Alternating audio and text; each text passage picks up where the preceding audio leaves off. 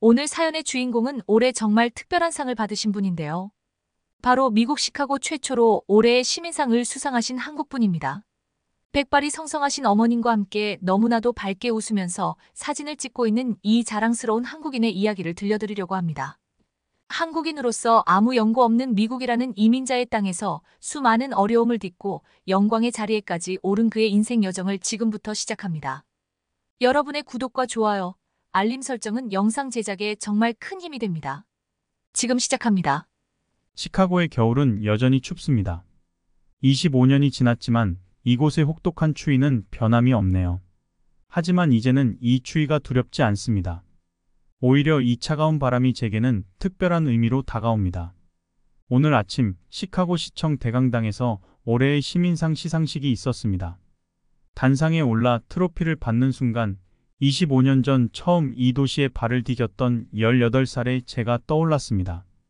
낡은 겨울 점퍼를 움켜쥐고 어머니의 손을 꼭 잡은 채 오헤어 국제공항을 빠져나오던 그날의 기억이 마치 어제 일처럼 선명하네요. Hey, why are you eating dog meat in your country? Go back to China. 시상식장의 환한 조명 아래 서서 문득 그때 들었던 말들이 떠올랐습니다. 고등학교 시절 수없이 들어야 했던 그 말들은 당시 제게 깊은 상처였습니다. 하지만 지금 생각해보면 그 아픔이 오히려 저를 더 강하게 만들었던 것 같습니다. 앞줄에 앉아 계신 어머니를 바라봅니다. 이제는 흰머리가 많이 늘으셨지만 여전히 당신의 자식을 자랑스럽게 바라보시는 그 눈빛만은 변함이 없으시네요. 25년 전 세탁소에서 하루 종일 다림질을 하시다가도 제게는 늘 환한 미소를 보여주셨던 그 눈빛 그대로입니다. 이민자 출신 의사로서 우리 지역 사회에 크게 기여한 공로로 올해의 시민상을 김민수 박사님께 수여합니다. 시장님의 수상 소감 요청에 저는 잠시 말을 잇지 못했습니다. 목이 메었기 때문이었죠. 그래서 잠시 숨을 고르며 생각했습니다. 제가 여기까지 올 수 있었던 이유를, 그리고 제가 꼭 전하고 싶은 이야기를, 먼저 저를 이 자리에 있게 해주신 모든 분들께 감사드립니다. 특히 세탁소에서 평생을 바치신 저의 어머니께 이 상을 바칩니다. 그리고 말씀드리고 싶습니다. 우리는 모두 서로에게 이방인입니다. 하지만 서로를 이해하려 노력할 때 그 낯설문 특별한 선물이 될 수 있다는 것을, 제가 운영하는 희망의료센터에는 매일 다양한 국적의 환자들이 찾아옵니다. 그들은 각자의 언어로 아픔을 호소하고 각자의 방식으로 불안을 표현합니다. 하지만 치유를 바라는 마음만은 모두 같습니다. 처음 이 나라에 왔을 때 저는 제 부족한 영어와 다른 문화에 대한 이해 부족이 큰 약점이라고 생각했습니다. 하지만 이제는 압니다. 그것이 오히려 제가 가진 가장 큰 강점이 되었다는 것을, 환자들의 마음을 더 깊이 이해하고 그들의 아픔에 더 깊이 공감할 수 있게 된 것이야말로 제가 받은 가장 큰 선물입니다. 시상식이 끝나고 로비에서 간단한 리셉션이 있었습니다. 그곳에서 만난 한 청년이 제게 이렇게 말했습니다. 선생님, 저도 의대생인데요. 사실 인종차별 때문에 많이 고민했었어요. 하지만 선생님 이야기를 듣고 용기를 얻었습니다. 저도 꼭 선생님처럼 되고 싶어요. 그 순간 깨달았습니다. 제 이야기가 누군가에게는 작은 희망이 될 수 있다는 것을, 그래서 이렇게 제 이야기를 시작하려고 합니다. 여러분, 지금부터 들려드릴 이야기는 단순한 성공담이 아닙니다. 이것은 차별과 편견을 넘어 자신만의 가치를 발견해가는 여정에 관한 이야기입니다. 그리고 그 과정에서 만난 수많은 스승들과 은인들, 그리고 새로운 희망을 발견한 이야기이기도 합니다. 1998년 IMF 외환위기는 우리 가족의 삶을 완전히 바꿔놓았습니다. 아버지의 사업이 무너지고 가족들은 뿔뿔이 흩어져야 했죠. 18이라는 나이에 갑작스럽게 시작된 미국행. 그때는 몰랐습니다. 이 선택이 제 인생을 어떻게 바꿔놓을지. 시카고 오헤어 공항에 도착했을 때 처음 마주한 것은 차가운 눈보라였습니다. 한국의 겨울도 춥다고 생각했는데 시카고의 추위는 전혀 달랐죠. 하지만 그보다 더 차가웠던 건 사람들의 시선이었습니다. 첫 며칠간은 이모님 댁에서 지냈습니다. 어머니는 바로 일자리를 찾아 나서셨고 저는 전학수속을 밟기 시작했죠. 한국에서 간호사였던 어머니는 자격을 인정받지 못했고 결국 이모님이 소개해주신 세탁소에서 일하게 되셨습니다. 엄마, 미국에서도 간호사로 일하실 수 있다고 하셨잖아요. 괜찮아. 지금은 네 공부가 더 중요해. 엄마는 이것도 감사해. 매일 아침 5시에 일어나 세탁소로 향하시는 어머니의 뒷모습을 보며 저는 마음 한켠이 무너져 내렸습니다. 하지만 그때는 몰랐습니다. 그것이 우리의 새로운 시작이 될 거라는 것을. 공립고등학교 첫날은 지옥 같았습니다. 영어도 서툴고 문화도 달랐죠. 점심시간이 가장 힘들었습니다. 김치 도시락을 꺼내는 순간 주변에서 들려오는 웃음소리와 수군거림이 시작되었으니까요. Ew, what's that smell? Hey, boy, is that cat meat? 처음에는 해명하려 했습니다. 저는 중국인이 아니라고, 이건 개고기가 아니라고. 하지만 곧 깨달았죠. 그들은 제 설명을 들을 생각이 없다는 것을. 그래서 화장실에서 몰래 도시락을 먹기 시작했습니다. 수업 시간도 쉽지 않았습니다. 선생님들은 빠른 영어로 수업을 진행했고 저는 필사적으로 받아 적기만 했죠. 밤늦게까지 사전을 찾아가며 수업 내용을 이해하려 노력했지만 성적은 좋지 않았습니다. 그러던 어느 날 한인 식당에서 아르바이트 자리를 구하게 되었습니다. 주방에서 설거지를 하는 일이었죠. 처음에는 단순히 돈을 벌기 위해 시작한 일이었지만 그곳은 제게 특별한 안식처가 되었습니다. 민수야, 너는 꼭 성공할 거야. 이런 고생은 잠시일 뿐이야. 주방장이셨던 김 아저씨는 늘 저를 격려해 주셨습니다. 때로는 엄하게 꾸짖기도 하셨지만 그 속에 담긴 따뜻한 마음을 느낄 수 있었죠.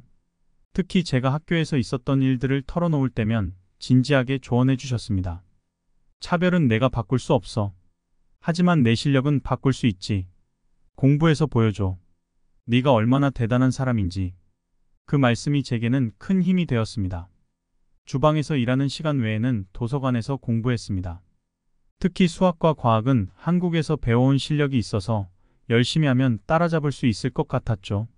점차 변화가 시작되었습니다. 수학 시험에서 처음으로 A를 받았을 때 저를 무시하던 아이들의 표정이 달라지는 것을 느낄 수 있었습니다. 과학 수업에서 발표를 잘했을 때 선생님께서 저를 칭찬하시는 걸 들으며 자신감도 생겼죠. 하지만 여전히 쉽지 않은 날들의 연속이었습니다. 어느 날은 학교 복도에서 누군가가 일부러 제 어깨를 치고 지나가며 Go back to your country 라고 소리쳤죠. 그날 밤 식당 주방에서 울면서 일했던 기억이 납니다. 그때 주방 동료였던 멕시코인 아저씨가 제게 해주신 말씀을 잊을 수 없습니다. 너도 나도 여기서는 이방인이야. 하지만 우리도 이 나라의 일부가 될 자격이 있어. 절대 포기하지 마. 그 말씀을 들으며 깨달았습니다. 제가 겪는 어려움은 저 혼자만의 것이 아니라는 걸, 그리고 이 어려움을 이겨내는 것이 단순히 제 개인의 성공을 넘어 더 큰 의미가 있을 수 있다는 것을. 지금도 가끔 그때의 제 모습을 떠올립니다. 차가운 겨울바람을 맞으며 학교와 식당을 오가던 그 시절, 김치 도시락을 숨기며 울던 그 소년, 그리고 그 속에서도 꿈을 잃지 않으려 했던 그 마음을. 그 시절이 있었기에 지금의 제가 있습니다. 그리고 그때의 아픔이 있었기에 지금 제가 다른 이들의 아픔을 더 깊이 이해할 수 있게 되었나 봅니다. 여러분, 우리는 모두 각자의 첫 시작을 가지고 있습니다. 그 시작이 얼마나 힘들었는지 저는 잘 알고 있습니다. 하지만 그 시작이 결코 여러분을 정의하지는 않습니다. 중요한 것은 그 시작을 어떻게 이어가느냐, 바로 그것입니다. 고등학교 1학년 2학기, 제 인생의 큰 전환점이 찾아왔습니다. 영어 교사였던 피터슨 선생님과의 만남이었죠. 어느 날 수업이 끝나고 선생님께서 저를 부르셨습니다. 민수야, 내가 얼마나 힘들어하는지 보였단다. 하지만 난 내 눈빛을 봤어. 넌 분명 특별한 아이야. 그날부터 선생님은 점심시간마다 저와 함께 영어 공부를 해주셨습니다. 단순히 문법이나 단어를 가르쳐 주시는 게 아니었죠. 미국 문화를 이해하는 법, 자신을 당당하게 표현하는 법도 알려주셨습니다. 민수야, 내가 가진 문화는 부끄러운 게 아니야. 오히려 자랑스러워해야 할 특별한 것이지. 선생님의 격려로 용기를 얻은 저는 조금씩 변화하기 시작했습니다. 더 이상 화장실에서 혼자 밥을 먹지 않았고 수업 시간에도 적극적으로 발언하기 시작했죠. 놀라웠던 건 제가 달라지자 주변의 시선도 달라지기 시작했다는 점입니다. 특히 전환점이 된 것은 다문화 축제였습니다. 피터슨 선생님의 제안으로 제가 한국 문화를 소개하는 발표를 하게 되었죠. 처음에는 망설였지만 용기를 내어 한국의 역사와 문화, 그리고 우리 가족의 이야기를 들려주었습니다. 한국은 전쟁의 폐허에서 세계 10위권의 경제 대국이 된 나라예요. 제 부모님 세대의 노력이 있었기에 가능했던 일이죠. 그리고 저는 그런 도전 정신을 이어받았다고 자부합니다. 발표가 끝난 후 놀라운 일이 일어났습니다. 많은 친구들이 제게 다가와 이야기를 나누고 싶어 했고 한국에 대해 더 알고 싶어 했죠. 심지어 전에 저를 놀리던 친구들도 달라졌습니다. 내 이야기 정말 멋있었어. 우리가 몰랐던 걸 알게 해줘서 고마워. 그때 깨달았습니다. 편견은 서로를 모르기 때문에 생기는 것이라는 걸. 그리고 그 벽을 깨는 것은 바로 우리 자신이라는 것을. 이후 저는 학생회 활동에도 참여하게 되었습니다. 처음에는 많이 망설였지만 피터슨 선생님께서 등을 떠밀어 주셨죠. 내가 필요해, 민수야. 다양한 시각을 가진 사람이 있어야 더 나은 학교가 될 수 있어. 학생회에서 처음 제안한 것이 세계 음식의 날 행사였습니다. 각국의 전통 음식을 가져와서 나누는 행사였죠. 어머니께서 밤새워 김밥과 떡볶이를 준비해 주셨는데 그날 가장 인기 있는 부스가 되었습니다. 이게 네가 매일 먹던 도시락이었구나. 정말 맛있다. 앞으로도 자주 나눠줘. 성적도 점점 좋아졌습니다. 특히 수학과 과학은 반에서 최상위권을 유지했고 영어 실력도 눈에 띄게 향상되었죠. 도서관에서 밤늦게까지 공부하던 시간들이 하나둘씩 결실을 맺기 시작했습니다. 그러던 어느 날 도서관에서 공부하다가 새로운 친구를 만났습니다. 제시카였죠. 그녀도 저처럼 의대를 목표로 공부하고 있었습니다. 너는 왜 의사가 되고 싶어? 우리 할머니가 병원에서 제대로 된 치료를 못 받으셨거든. 의사와 제대로 된 대화가 안 되어서. 그래서 나 같은 사람이 꼭 필요하다고 생각해. 그거 정말 멋진 꿈이다. 우리 같이 공부할래? 제시카와의 만남은 제게 큰 힘이 되었습니다. 서로 모르는 것을 가르쳐주고 힘들 때면 응원해주는 진정한 친구가 생긴 거죠. 그녀의 가족들도 저를 따뜻하게 대해주셨고 덕분에 미국의 가정 문화도 자연스럽게 배우게 되었습니다. 주말이면 한인회관의 멘토링 프로그램에도 참여했습니다. 거기서 만난 대학생 선배들은 저에게 큰 꿈을 심어주었죠. 우리가 겪은 어려움을 나중에 후배들은 겪지 않게 하는 게 우리의 책임이야. 네가 의사가 되면 그게 가능할 거야. 고등학교 3학년이 되자 이제는 저를 바라보는 시선이 완전히 달라져 있었습니다. 더 이상 중국에서 온 애가 아닌 의대를 목표로 하는 민수로 불리게 되었죠. 졸업식 날 피터슨 선생님께서 제게 해주신 말씀을 잊을 수 없습니다. 내가 자랑스럽구나, 민수야. 넌 그저 미국 사회에 적응한 게 아니라 내 자신만의 특별한 가치를 만들어냈어. 지금도 그때의 기억을 떠올리면 가슴이 뭉클해집니다. 차별과 편견의 벽을 넘어서는 과정은 결코 쉽지 않았지만 그 과정에서 만난 소중한 인연들이 있었기에 가능했던 일이었습니다. 여러분, 우리는 모두 서로에게 낯선 존재입니다. 하지만 그 낯설음을 이해하려 노력할 때 우리는 더 넓은 세상을 만날 수 있습니다. 그리고 그 과정에서 우리 자신의 진정한 가치도 발견하게 되는 것 같습니다. 의대 진학을 준비하는 과정은 결코 쉽지 않았습니다. 매일 새벽 3시간씩 SAT 공부를 하고 학교에 가서 수업을 듣고 저녁에는 한인 식당에서 일했죠. 밤 11시가 되어서야 겨우 책상 앞에 앉아 그날의 공부를 정리할 수 있었습니다. 특히 에세이 쓰기가 가장 힘들었습니다. 영어로 제 이야기를 설득력 있게 전달하는 것이 쉽지 않았죠. 피터슨 선생님께서는 제 초고를 보시고는 이렇게 말씀하셨습니다.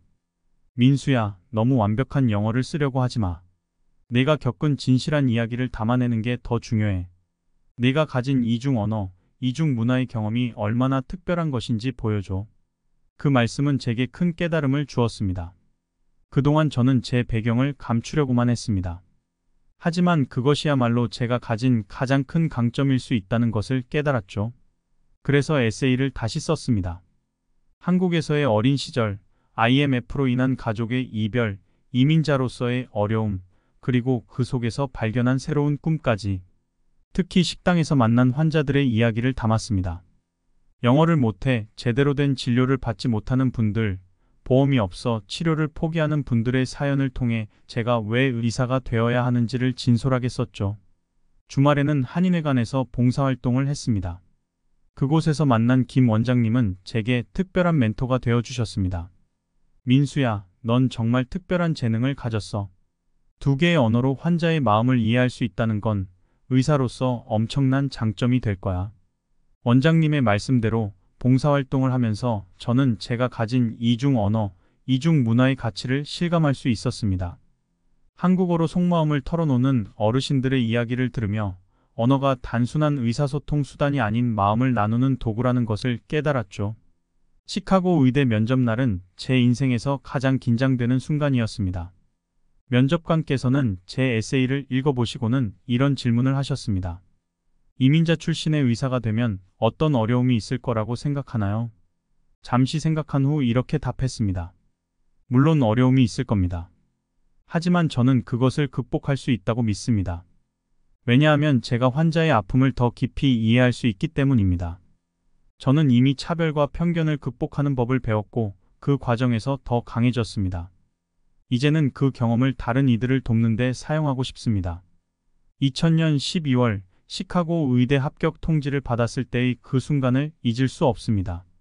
게다가 전액 장학금이었죠. 어머니께 전화드렸을 때 세탁소 기계 소리 너머로 들려오는 어머니의 흐느낌을 지금도 기억합니다. 우리 아들, 정말 잘했다. 엄마가 늘 믿었단다. 합격 소식은 금세 한인 사회에 퍼졌습니다. 제가 일하던 식당에서는 특별히 잔치를 열어주셨고 한인회에서도 장학금을 지원해 주셨습니다.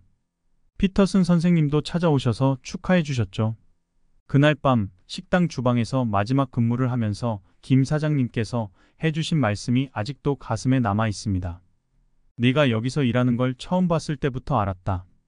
넌 분명 대단한 일을 해낼 거라고. 이제 네가 받은 사랑을 다른 이들에게 나눠주렴. 의대 입학식 날 강당에 앉아 있으면서 문득 깨달았습니다. 제가 여기까지 올 수 있었던 것은 결코 저 혼자만의 힘이 아니었다는 것을, 그리고 이제는 제가 받은 그 도움을 다른 이들에게 전해줄 차례라는 것을. 여러분, 우리는 모두 각자의 약점이 있습니다. 하지만 그 약점이라고 생각했던 것들이 때로는 우리의 가장 큰 강점이 될 수 있습니다. 중요한 것은 그것을 어떻게 바라보고 어떻게 활용하느냐 하는 것이죠. 지금 힘들어하고 계신 분들께 말씀드리고 싶습니다. 여러분의 그 어려움이 언젠가는 누군가에게 희망이 될 수 있다는 것을, 그러니 결코 포기하지 마시기를. 시카고 종합병원 응급의학과 레지던트로 첫 발령을 받던 날 가슴이 벅차올랐습니다. 하얀 가운을 입고 병원 복도를 걸으며 문득 세탁소에서 일하시는 어머니의 모습이 떠올랐습니다. 그리고 다짐했죠. 이제는 제가 다른 이들의 희망이 되어야 한다고. 하지만 현실은 생각보다 더 큰 도전의 연속이었습니다. 특히 처음 몇 달은 정말 힘들었죠. 어느 날은 한 시니어 의사가 저를 보며 이렇게 말했습니다. 환자들이 너를 신뢰할까? 네 국적 없는 말씀이 좀 불편한데.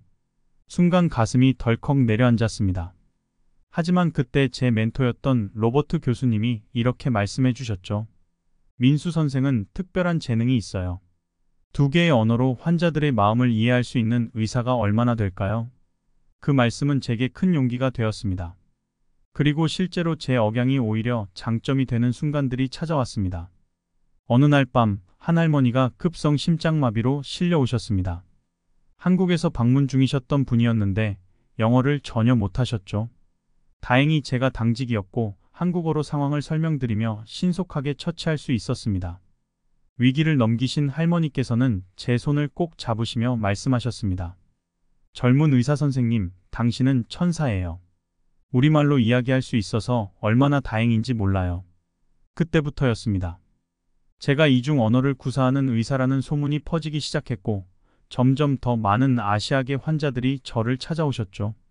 때로는 제 담당이 아닌 환자분들도 통역을 부탁하시곤 했습니다. 하지만 모든 것이 순탄했던 것은 아닙니다. 어느 날은 한 환자가 저를 보자마자 다른 의사를 요구했습니다. 난 미국인 의사한테 진료받고 싶어요. 그때 저는 잠시 숨을 고르고 이렇게 말씀드렸습니다. 저도 미국 의사입니다. 하지만 더 특별한 점이 있다면 저는 두 개의 문화를 이해하는 의사라는 거죠. 믿고 맡겨주신다면 최선을 다해 진료하겠습니다. 이후 그 환자분은 제 단골 환자가 되셨고 나중에는 이렇게 말씀하셨죠. 처음엔 편견이 있었는데 정말 미안해요. 선생님 같은 의사를 만나서 얼마나 다행인지 몰라요. 레지던트 3년 차가 되었을 때 저는 병원 내 다문화 의료 서비스 개선을 위한 제안을 하게 되었습니다. 24시간 통역 서비스 도입, 다국어 의료 정보 책자 제작, 의료진 문화 감수성 교육 등을 포함한 것이었죠. 처음에는 많은 반대가 있었습니다. 예산 문제, 인력 문제 등이 거론됐죠. 하지만 제가 경험한 사례들을 하나하나 설명하고 이것이 얼마나 중요한지를 끊임없이 설득했습니다. 의학적 처치만큼 중요한 것이 환자와의 소통입니다. 언어의 장벽 때문에 적절한 치료 시기를 놓치는 일이 없어야 합니다. 결국 병원은 제 제안을 받아들였고 이는 큰 변화를 가져왔습니다. 특히 응급실에서 이 시스템이 빛을 발했죠. 생사가 오가는 순간에 환자와 의사가 정확히 소통할 수 있다는 것, 그것이 얼마나 중요한지를 모두가 깨닫게 되었습니다. 젊은 한인 의대생들의 멘토링도 시작했습니다. 매달 한 번씩 모임을 가지며 그들의 고민을 듣고 조언을 해주었죠. 특히 차별이나 편견으로 힘들어하는 학생들에게 제 경험을 들려주었습니다. 여러분이 겪는 어려움은 나중에 특별한 강점이 될 거예요. 그걸 극복하는 과정에서 여러분은 더 좋은 의사가 될 수 있어요. 시간이 흐르면서 점점 더 많은 것을 깨달았습니다. 의사가 된다는 것은 단순히 질병을 치료하는 것이 아니라 환자의 삶 전체를 이해하고 공감하는 것이라는 걸, 그리고 그 과정에서 제가 가진 특별한 배경이 얼마나 큰 도움이 되는지도 알게 되었죠. 지금도 가끔 밤 근무를 할 때면 창밖의 시카고 야경을 바라보며 생각합니다. 25년 전 이 도시에 첫 발을 디뎠던 그 소년이 이제는 많은 이들의 건강과 희망을 지키는 의사가 되었다는 것이 때로는 꿈만 같습니다. 하지만 이것이 끝이 아니라는 것을 압니다. 아직도 많은 이민자들이 적절한 의료 서비스를 받지 못하고 있고 여전히 많은 편견과 차별이 존재하니까요. 그래서 저는 더 큰 꿈을 꾸게 되었습니다. 바로 희망의료센터의 설립이었죠. 이민자들을 위한, 이민자들의 마음을 이해하는 의료센터를 만드는 것. 그것이 제가 가진 모든 경험과 지식을 가장 의미 있게 활용할 수 있는 방법이라고 생각했습니다. 여러분, 우리는 모두 서로의 의사가 될 수 있습니다. 상처를 이해하고 아픔을 공감하며 희망을 전하는 의사 말입니다. 그것이 제가 오늘도 이 하얀 가운을 입는 이유입니다. 희망의료센터의 시작은 아주 작은 깨달음에서 비롯되었습니다. 어느 날 밤 응급실에서 만난 한 젊은 엄마의 이야기였죠. 아이가 심한 천식 발작으로 실려왔는데 그동안 병원비가 걱정되어 적절한 치료를 받지 못했다고 했습니다. 아이가 밤마다 기침하는 걸 보면서도 병원에 못 갔어요. 보험도 없고 영어도 서툴러서. 그날 밤 집으로 돌아오는 길에 결심했습니다. 더 이상 이런 일이 반복되어서는 안 된다고. 안정적인 병원 생활을 포기하고 독립의료센터를 연다는 것은 큰 모험이었지만 제 마음은 이미 정해져 있었습니다. 처음 이 계획을 주변에 알렸을 때 대부분의 반응은 우려였습니다. 하지만 어머니는 달랐습니다. 25년간 하시던 세탁소 일을 정리하시겠다고 하셨죠. 이제는 내가 너를 도울 차례야. 엄마가 통역도 하고 환자분들 안내도 할게. 어머니의 그 한마디가 제게는 큰 힘이 되었습니다. 그리고 놀랍게도 많은 분들이 도와주시기 시작했습니다. 한인회에서는 건물 임대를 도와주셨고 병원 동료들은 파트타임으로 함께 하겠다고 나섰습니다. 특히 감동적이었던 것은 제가 고등학생 때 일하던 식당의 단골 손님이셨던 장 사장님의 도움이었습니다. 의료장비 업체를 운영하시는 분이셨는데 좋은 장비들을 매우 저렴한 가격에 제공해 주셨죠. 네가 그때 우리 아버지 응급실 통역해 준 거 잊지 않았어. 이제 네가 하는 일에 보답할 차례야. 의료센터는 시카고 외곽의 작은 건물에서 시작했습니다. 처음에는 저와 어머니, 그리고 2명의 간호사가 전부였죠. 하지만 우리에겐 분명한 미션이 있었습니다. 언어와 경제적 장벽 때문에 의료 서비스를 받지 못하는 이들에게 희망을 전하는 것. 개원 첫날 예상보다 훨씬 많은 환자들이 찾아오셨습니다. 대부분 입소문을 통해 오신 분들이었죠. 그 중에는 몇 년 동안 건강검진을 한 번도 받지 못하신 분들도 계셨습니다. 여기는 우리말로 편하게 이야기할 수 있어서 좋아요. 의사 선생님이 우리 사정을 잘 알아주시니 마음이 놓여요. 특히 기억에 남는 것은 한할아버지의 사례였습니다. 수개월간 심한 복통이 있었지만 병원비가 걱정되어 참고 계셨다고 했죠. 검사 결과 조기 위암으로 판명되었고 다행히 적절한 치료를 통해 완치되셨습니다. 선생님 덕분에 제2의 삶을 살게 됐어요. 이제는 저도 다른 분들을 돕는 일을 하고 싶어요. 그 할아버지는 지금 저희 센터의 자원봉사자가 되셨습니다. 처음 오시는 환자들의 안내를 도와주시고 본인의 경험을 나누며 용기를 전해주고 계시죠. 점차 의료센터는 성장했습니다. 한국어뿐만 아니라 중국어, 스페인어가 가능한 의료진도 합류했고 주말마다 지역 의대생들의 봉사활동도 이뤄지고 있습니다. 특히 자랑스러운 것은 저희 센터에서 일하는 간호사 중 3명이 제가 멘토링했던 학생들이라는 점입니다. 어머니는 이제 센터의 실질적인 운영자가 되셨습니다. 환자들의 편의를 세심하게 살피시고 늘 따뜻한 미소로 맞아주시죠. 어머니께서는 매일 아침 로비에 계절 꽃을 놓으시는데 그 작은 배려가 환자들의 마음을 편안하게 만든다고 합니다. 병원이 아니라 친정집 같아요. 여기 오면 마음이 따뜻해져요. 최근에는 특별한 프로그램도 시작했습니다. 매달 마지막 주 토요일에는 무료 건강검진 행사를 열고 분기별로는 이민자들을 위한 건강교육 세미나도 진행하고 있죠. 법률 지원이 필요한 분들을 위해 이민 전문 변호사와 연계한 상담 서비스도 제공하고 있습니다. 때로는 힘든 순간도 있습니다. 재정적인 어려움도 있고 때로는 제도적인 벽에 부딪히기도 하죠. 하지만 그럴 때마다 저는 생각합니다.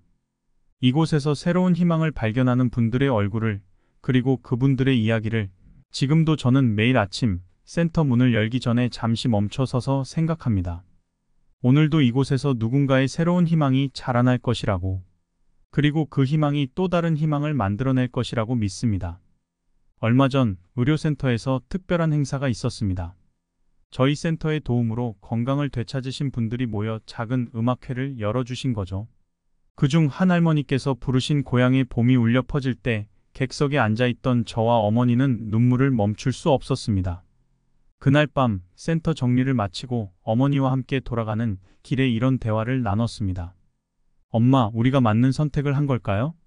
어머니는 잠시 걸음을 멈추시더니 제 어깨를 살며시 감싸 안으셨습니다.